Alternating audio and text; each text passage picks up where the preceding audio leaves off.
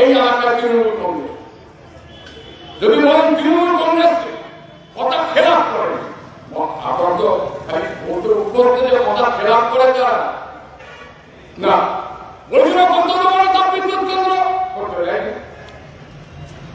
আরে জমি তো মানুষ তারা এই এলাকাতে এইরকম একটা উঠে নতুন স্বপ্ন দেখেছিল। ওই এলাকার মানুষ ওরা কাগজ হওয়ার মানুষ একটা নতুন জীবন আসতে চলেছে কাগজ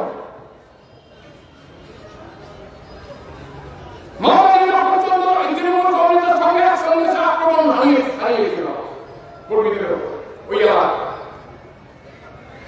সবকিছু পড়াশোনাকে সবকিছু পছন্দ মতো দাম পেয়ে তারা হাত হয়ে তারা সরকার জমি মিলে দিল।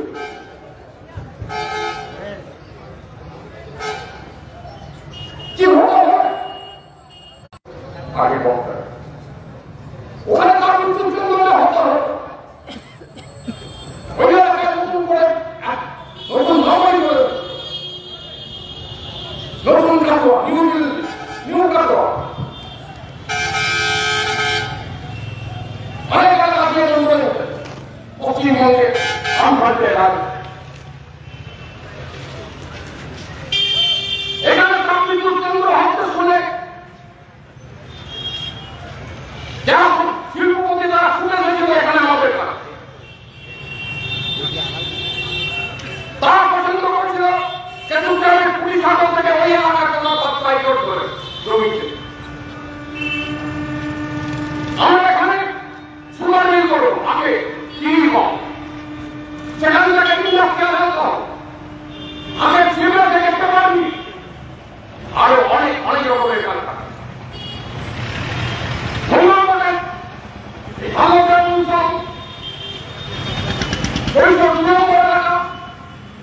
এই এলাকার মানুষ তারা যখন আমাদের জমি করবেন। এখানেও অনেক শিল্পপতি যাবেন অনেক রকমের কারখানা করবে। তাপ বিদ্যুৎ কেন্দ্রের সাইডে এই তৈরির কারখানা এক নতুন চেহারা তৈরি হতো গোটা কাটোয়া মহকুমা থেকে। গোটা অর্থনীতিতে নতুন একটা কমে আসতো গোটা কাটোয়া মহকুমায় আক্রমণ। আমাদের দেশের অর্থনৈতিক কারণে বন্যা হয়ে গেছে। তৃণমূল কংগ্রেস করতে দিল না। আমরা কিছুদিন আগে জেলাগতভাবে কনভেনশন করে দাবি জানিয়েছিলাম, তারপরে আমরা ইনসাফ দেখাবো। যুব আন্দোলনের নেতারা তারা সেই কুড়িয়ার থেকে শুরু করে কলকাতা পর্যন্ত 2950 কিলোমিটার পায়ে হেঁটেছে। তারা ওখানে দাবি করেছে কংগ্রেস সরকারি বলছেন তার বিদ্যুৎ কেন্দ্র করতে হবে। যারা সেদিন কবি নিয়েছিলেন থাকবে আপনারা বলছেন যদি তুমি কারখানা না করো ছেলেমেয়ের কাজের জন্য অমুক বেকারত্ব ঢোকা হচ্ছে, তাহলে আমাদের জমি আমরা ফেরত দাও। আইনে জমি রাখতে পারে না। অধিগ্রহণের 6 বছরের মধ্যে হচ্ছে সেখানে কারখানা করতে হবে, যে জন্য অধিগ্রহণ করা হয়েছে সেই কাজ করতে হবে।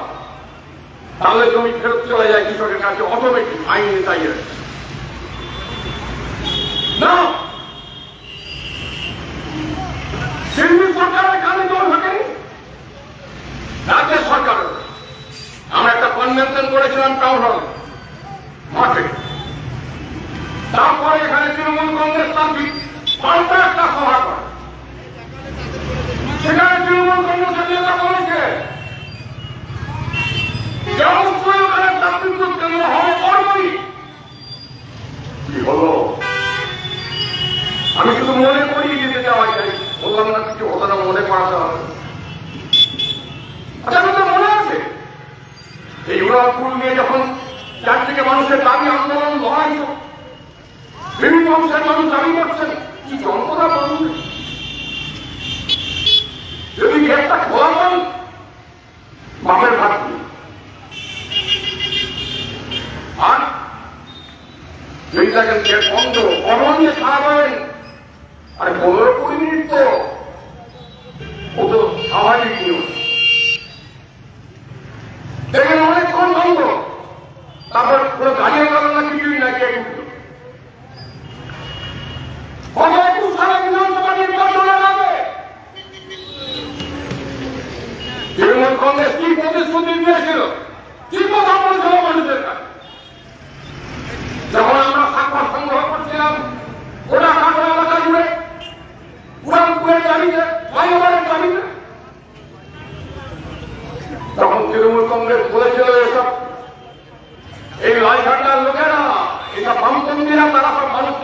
দেওয়ার জন্য এইসব করছে, এইসব স্বাক্ষর সংগ্রহ।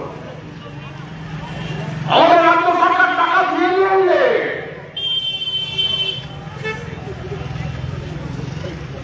আমরা এখানে ফাইবার কর্মতা সমস্ত সই হয়ে গেছে। এবারে যেটুকু জমি আছে বাড়ি ভাঙতে হবে, কিছু সেসব নিয়ে কথাবার্তা সব রেডি, শুধু কাজটা শুরু হতে বাকি। এই বলেছিল তৃণমূল কংগ্রেসের নেতারা, মনে করে স্মরণ করতে থেকে বিজেপি বিভিন্ন যারা আছেন যারা যারা তারা বলছিল রাজ্য সরকারের দরকার নেই, আমাদের নেই, আমরাই করবো ফ্লাইওভার। দুদল চলেছিল ২১ সালের ফ্লাইওভার করি, কি হলো প্রতিশ্রুতি? কথা খেলাপ করে না, যেমন তার জন্য পাবলিক কেন্দ্র করতে চায়নি, হয়নি। আবার এখানে কথা খেলাপ করছে। এই হচ্ছে তৃণমূল কংগ্রেস যুগে, এই হচ্ছে চরিত্র। আর আমরা করছি মানুষের জীবন যন্ত্রণা নিয়ে, মানুষের দাবি, নতুনদের ঘটের দাবি। এই যে বলা হচ্ছিল তাইয়ের টাকা মেয়ে, এই কথাটা আজকে তিনি মুখ্যমন্ত্রী, তিনি যখন এনডিএ মন্ত্রিসভার রেলমন্ত্রী ছিলেন বাজপেয়ী সরকার, তিনি যখন বলেছিলেন এই রেল প্রকল্প করুন, তার জন্য জমি অধিগ্রহণ করতে হবে। কি হলো সে প্রতিশ্রুতি? আরো তিনি তো গোপনে গোপনে সেই বাজপেয়ী পতাকা বহন করে, সব বক্তারা বলেছে একটা কথা বলতে হবে। একবারও বলছেন তিনি, তারপরে আমি এই প্রকল্প ঘোষণা করেছিলাম কিন্তু এখনো হবে কেন? আর এইসব শোনার সময় আছে? খবরটা বলছিলেন না এই বক্তারা যে কাটোয়া থেকে হাওড়া ভাড়া 140 কিলোমিটার 35 টাকা, আর কাটোয়া থেকে শিবরুল ভাড়া 5 কিলোমিটার 30 টাকা।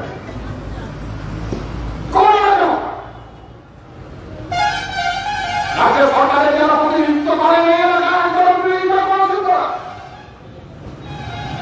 না।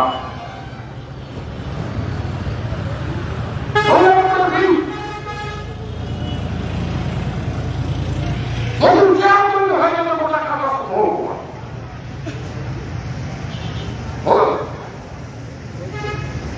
কোন সম্ভাবনা ওরা বলেছিল করবো, কাটা থেকে জায়গার মধ্যে যেটা হচ্ছে উপযুক্ত জায়গা পাবো করবো না।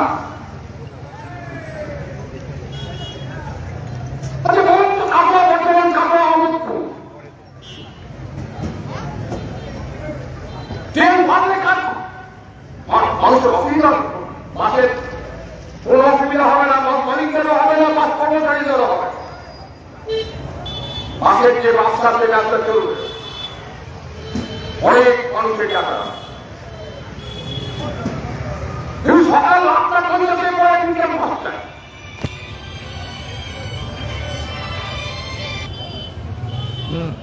আমার প্রকৌশলের একটা কেন্দ্র একটা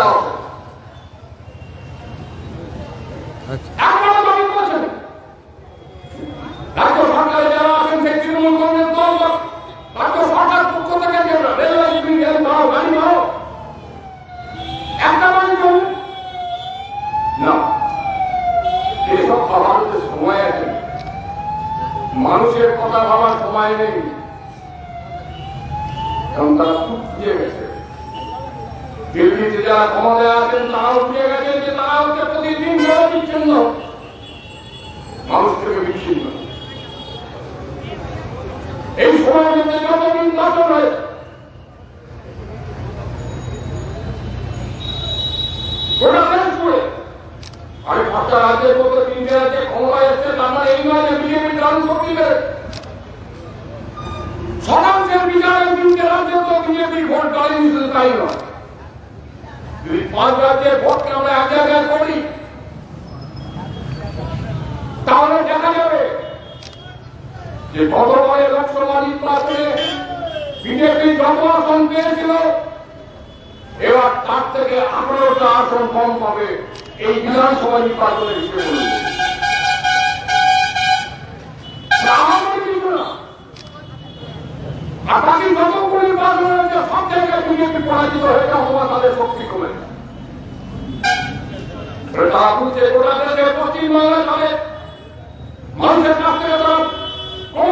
বিচ্ছিন্ন হয়ে যায়। আরে ধর্মের নামে কতদিন মানুষকে আটকে রাখবে? ধর্মের নামই তো মানুষকে তারা জোরবদ্ধ করতে চেয়েছিল। 19 সালে বললো যে আমাদের দেশ আক্রান্ত পূর্ণ ঘটনা,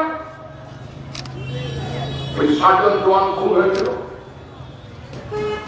আজকে তো তার ক্রমশ সামনে চলে আসছে যে খুনের পরিকল্পনা করেছিল প্রধানমন্ত্রী স্বয়ং নরেন্দ্র মোদী। কথা আমার কথা না, বামপন্থীদের কথা না। সেই সময় কাশ্মীরে যিনি রাজ্যপাল ছিলেন সত্যপাল মল্লিক, তিনি বলছেন যে আমি বারে বারে বলেছি, রহমান রাজনাথ সিং প্রধানমন্ত্রীকে বলেছি, রাজনাথ সিং তখন ওই প্রতিরক্ষা মন্ত্রী, দেশ রক্ষা, জঙ্গিবাদে আমার সেনাবাহিনীকে এখান থেকে আপনারা প্লেন পাঠান, হেলিকপ্টার পাঠান, তুলে নিয়ে যেতে হবে, তাহলে যে কোনো সময় আক্রমণ ঘটতে হয় আমার সেনাবাহিনী ক্ষতি হতে পারে। কথায় কায়নায় প্রধানমন্ত্রী ইমরান খান কেন সত্যবান মল্লিক বলতে ইচ্ছা করে? তারা চেয়েছিল যেখানে খুন হোক আমার দেশের জওয়ান, যাকে পর করে তারা 19 সালে নির্বাচনে একটা উপরে জাতীয়তাবাদ করে তুলতে। 21 সালে বলল হিন্দু মুসলমান, রাজ্য তাই একদিকে মমতা ব্যানার্জি পশ্চিমবঙ্গের ত্রিপুরা যারা সরকার চালাচ্ছে, ত্রিপুরায় পুড়ে পুড়ে চালায়, সমস্ত ভোট মানুষের অধিকার লুট করে দেয়, গণতন্ত্র পার্টিকে শেষ করে। পশ্চিমবঙ্গের যেদিন থেকে ক্ষমতায় এসেছে তৃণমূল কংগ্রেস একই আস্থা, আর শেষটা হলো পঞ্চায়েত নির্বাচন। ভারতবর্ষ কেন গোটা পৃথিবীতে এমন ঘটনা কেউ করে থাকে, সারা পৃথিবী জুড়ে খবর পেয়ে নমিশন ফাইল করতে দেয়নি, ফাইল করার পর জোর করে ভয় দিয়ে উল্টা প্রত্যাহার করতে বাধ্য করিয়েছে। তারপরে প্রতিদিন 4 দিন প্রচার করতে দেয়নি, পুলিশকে সঙ্গে নিয়ে, সবকিছু পুলিশকে সঙ্গে নিয়ে। তারপরে গণনা কেন্দ্রের টাকা পুলিশ প্রশাসন সব মিলে টাকা দিয়ে হলো গণনা কেন্দ্রে। এগুলো সত্য বামপন্থীদের উত্থানকে আটকাতে পারেনি। এই ডাকাতির পরে, এই লুটের পরে বিজেপির তৃতীয় জানা গেছে, এত কিছুর মধ্যে দাঁড়িয়ে আমরা হচ্ছে অনেক জেলায় 25% মানুষের সমর্থন আমরা পেয়েছি এই লুট ডাকাতির পরে। তৃণমূল কংগ্রেসও বুঝেছে যে যত দিন যাচ্ছে তার পায়ের তলার মাটি আলাদা হয়ে যাচ্ছে, মানুষ পক্ষে ক্রমশ বিচ্ছিন্ন হচ্ছে, ফলে অন্য রাস্তা থাকলেও করতে হবে। প্রচার হচ্ছে প্রতিদিন অযোধ্যার রাম মন্দির উদ্বোধন হবে, শুরু হয়েছে প্রচার 1 মাস আগে, এরপরেও চলবে কতদিন এইটাই চলছে। আর রাম মন্দির উদ্বোধন ওখানে যদি বলেন আমরা বিচার ব্যবস্থার প্রতি অনাস্থা প্রকাশ করি না, কিন্তু একটা হচ্ছে সেই রক্ত বড় লোক গরিবের না হচ্ছে, সবকিছু হচ্ছে যারা দেশ চালায় তাদের অধীন, বিচার ব্যবস্থা তাদের অধীন, বিচার ব্যবস্থা নিরপেক্ষ। আপনারা বলছেন যে বিশ্বাসের উপরে রায়, বিচারপতি রায় দিচ্ছেন কি যে ওখানে রাম মন্দির ছিল, আজ থেকে 500 বছর আগে দেখি ওখানে মোগলরা হচ্ছে রাম মন্দির ভেঙে দিয়ে ওখানে বাবরি মসজিদ করেছে। 500 বছর আগে বিচারপতি সেটা দেখতে পেয়েছে। আর 1992 সালে মানে 30 বছর আগে ওই বাবরি মসজিদ যারা ভাঙলো বিচারপতি সেটা দেখতে পারেন, ফলে ওই ইয়েতে সবাই খারাপ বললাম বিশ্বাসের উপরে রায় দিচ্ছি যে ওখানে নাম, ফলে বিশ্বাস আপনাকে নিয়ে চলছে 22 তারিখে আগে পর্যন্ত অফিস ছুটি মানে কেন্দ্রীয় সরকারের বা বিভিন্ন বিজেপি শাসিত রাজ্যে তাহলে সারাদিন ছুটি দিলেই পাব।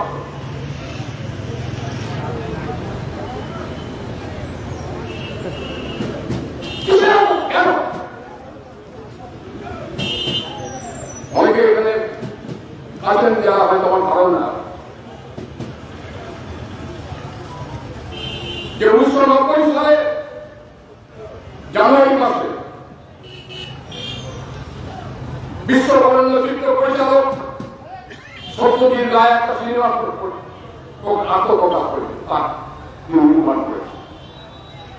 সিনেমাটার নাম ছিল বনশত্রু। অনেকে হয়তো দেখেছেন এখানে যারা আছে। কি ছিল সেই চলচ্চিত্রের মূল কথা? মূল কথা হচ্ছে সেখানে ধর্মের বড়কে কেমন ভাবে অপবিজ্ঞান কুসংস্কার পূর্ববন্ধকতা মানুষের উপরে চাপিয়ে দেওয়া হচ্ছে তার বিরুদ্ধে লড়াই। জানি না আজকের দিনে হলে ওই সিনেমা দিনের আলো দেখতে পেত।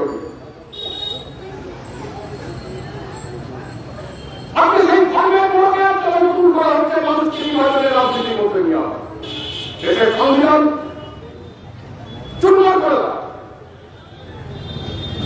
ধর্মনিরপেক্ষ গণতন্ত্র আমাদের দেশের সংবিধানে বলা আছে। যুক্তরাষ্ট্রীয় কাঠামো, অর্থনৈতিক সার্বভৌমত্ব, সামাজিক ন্যায়, সংবিধানের এই যে চারটে স্তম্ভকে ভেঙে চুরমার করা।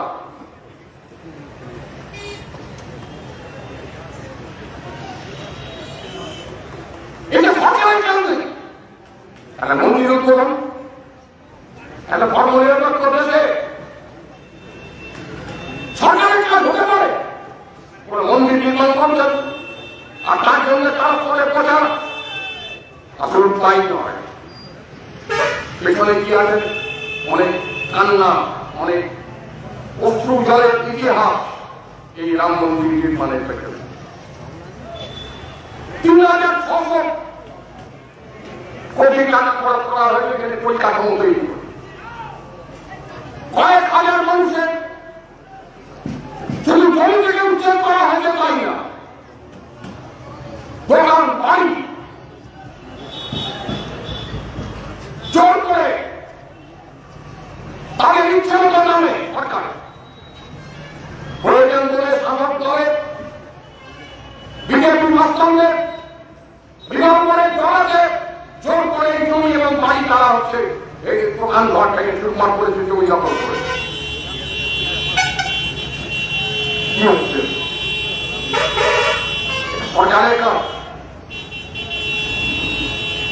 আছে তাহলে রাম মন্দির কাজ ফলের কাজ। তাই নয়, এরপরে ওখানে ছুটতে শুরু করে দিতে যারা সব রিয়েল এস্টেটের ব্যবসা করে বড় বড় বাড়ি তৈরি, বড় বড় হোটেল তৈরি, তারা যাচ্ছে জমি।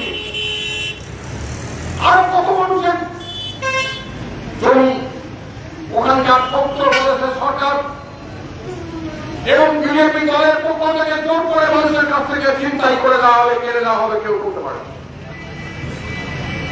এই অশ্রু, এই কান্নার ইতিহাস রাম মন্দিরের পেছনে হচ্ছে সারাটা জীবন ইতিহাসে লেখা থাকবে।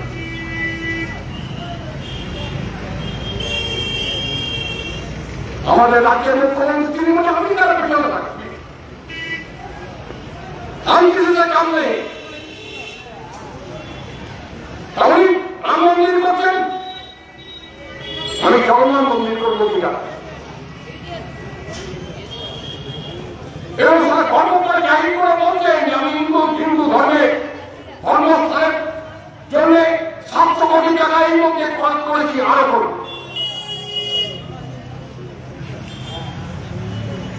বিরাটে জগন্নাথের মন্দির হবে বলেছে 20 টাকা উঁচু করে।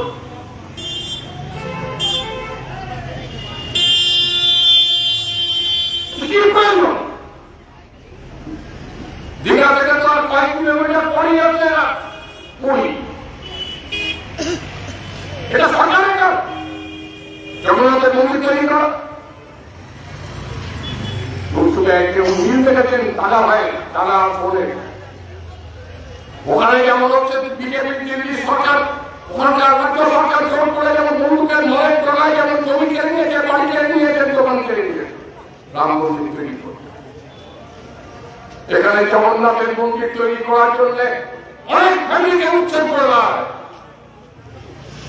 আজকে তাদের আশ্রয় স্থল সেসব মানুষের গোটা পরিবার নিয়ে এই শীতের সময় আমাদের এখানে এত ঠান্ডা। উত্তর প্রদেশে রাতের বেলা 3 ডিগ্রি 2 ডিগ্রি হয়ে যায়। সেই ঠান্ডার মধ্যে তাদের ফেলে দেওয়া হয়েছে ফুটপাথে আবর্জনার মধ্যে একটা অস্বাস্থ্যকর পরিবেশের মধ্যে। মাথায় শুধু একটা জীবনের সাউন্ড গোটা স্বাস্থ্য ব্যবস্থা ভেঙে পড়ে। আর এই রাম মন্দিরের জন্য এতদিন ধরে ওখানে এই যে পাথর খোদাই হচ্ছে, বন্ধুরা চলছে বছরের পর বছর, তার ফলে ওই এলাকার মানুষের মধ্যে ভয়ঙ্কর অসুস্থতা দেখা দিচ্ছে, শ্বাসকষ্ট, হৃদযন্ত্রের রোগ, সরকারি কোনো ব্যবস্থা নেই চিকিৎসা। এই হাল পর্যন্ত সেটা আমাদের লাগছে। তারা বুঝেছে সোজা পথে যদি এই যে লোকসভা নির্বাচন,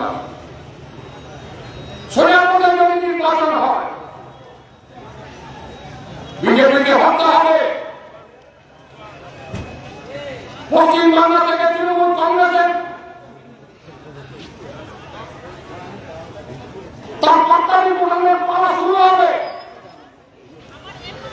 গোটা দেশ জুড়ে, গোটা রাজ্য জুড়ে মানুষ সেই প্রস্তুতি নিচ্ছে।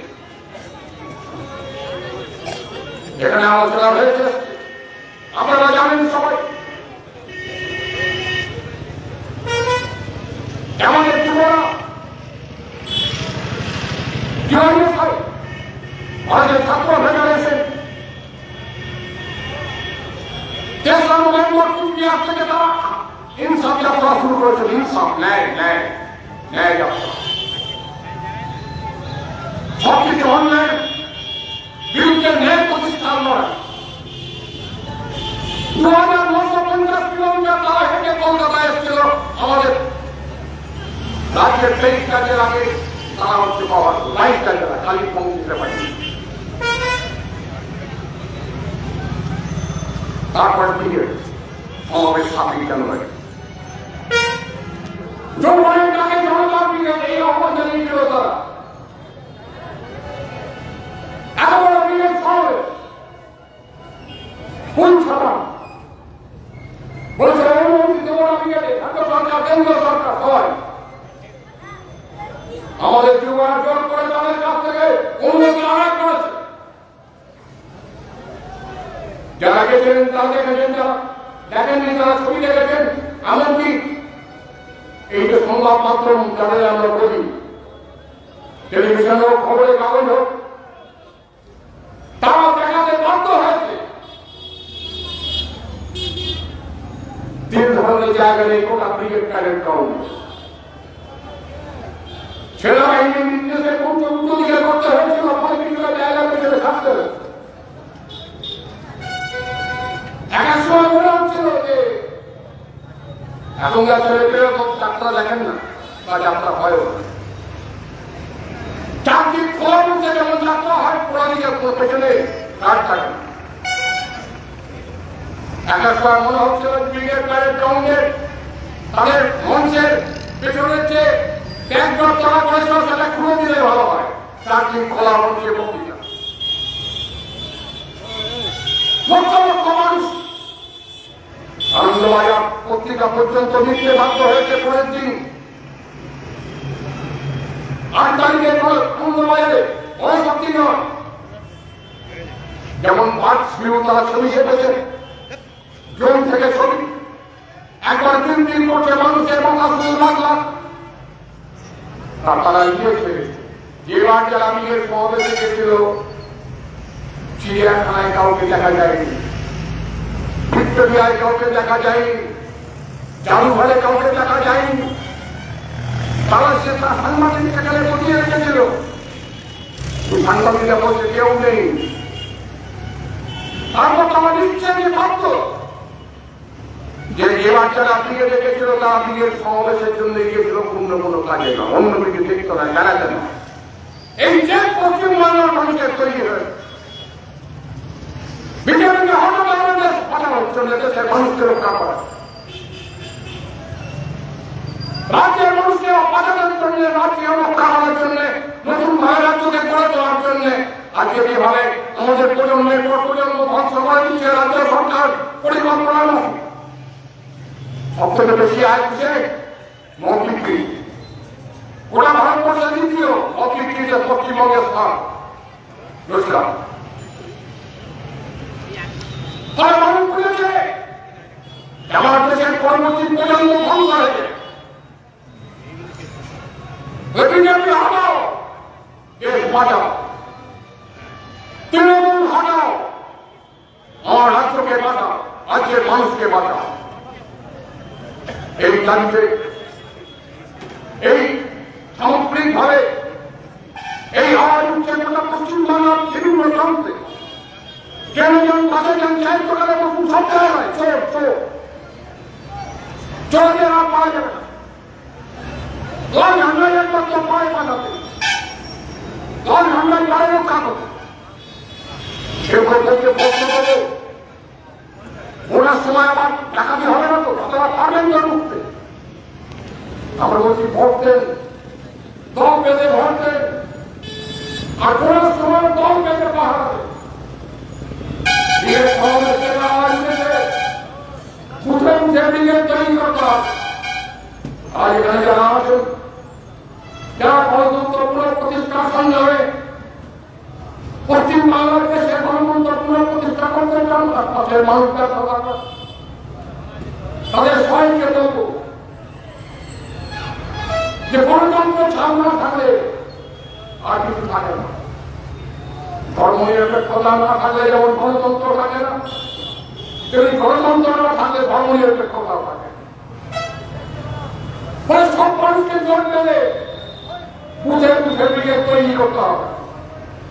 লোকেরাদের ভোট লুট আটকানো হবে, ভোট গণনাকে লুটানো আটকানো হবে।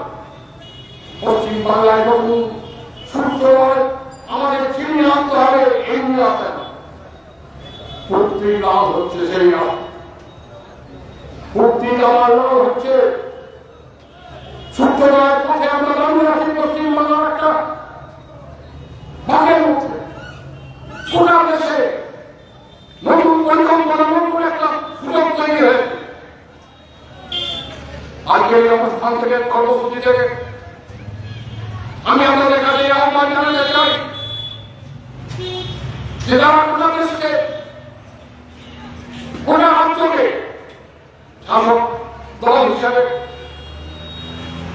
একটু মান করতে চাইছেন, দেশের সংবিধান থেকে, আইন কানুন থেকে, গণতন্ত্র, দেশের ধর্মনিরপেক্ষতা, দেশের অর্থনৈতিক সার্বভৌমত্ব সবকিছু পিছিয়ে যাচ্ছে আদানি আম্বানিদের হাতে। আজকে সব মানুষকে চোট পাতে হবে।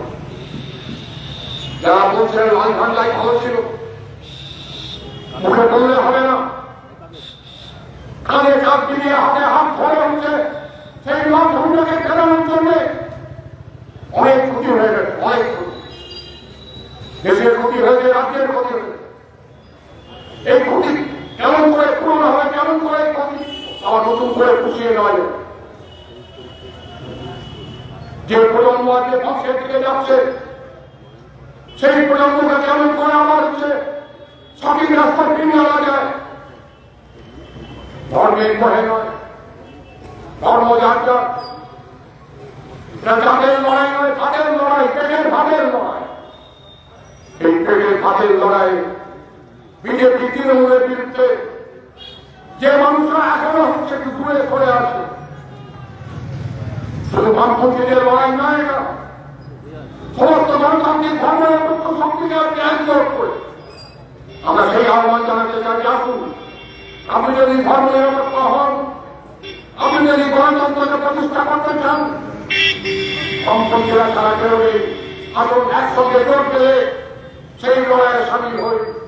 আমাদের এই দাবি দাবি তার সঙ্গে সামগ্রিকভাবে আজকে গোটা দেশের যদি পরিবর্তন ঘটাতে না পারি, আমাদের রাজ্যের যদি পরিবর্তন ঘটাতে না পারি, তাহলে দেশের লোক আগামী আম্বানি যা করার জন্য ব্যবস্থা করে দিচ্ছে মোদী সরকার। আমাদের রাজ্যের লোক মন্ত্রীরা যেমন জেলে যাচ্ছেন, পঞ্চায়েত থেকে শুরু করে নবান্ন পর্যন্ত, পঞ্চায়েত থেকে শুরু করে কালীঘাট পর্যন্ত যে লোকের রাজত্ব চলছে তার অবসান ঘটাতে সবাইকে এগিয়ে আসার জন্য আহ্বান জানিয়ে আপনাদের আবার অভিনন্দন জানিয়ে আমার কথা শেষ করছি।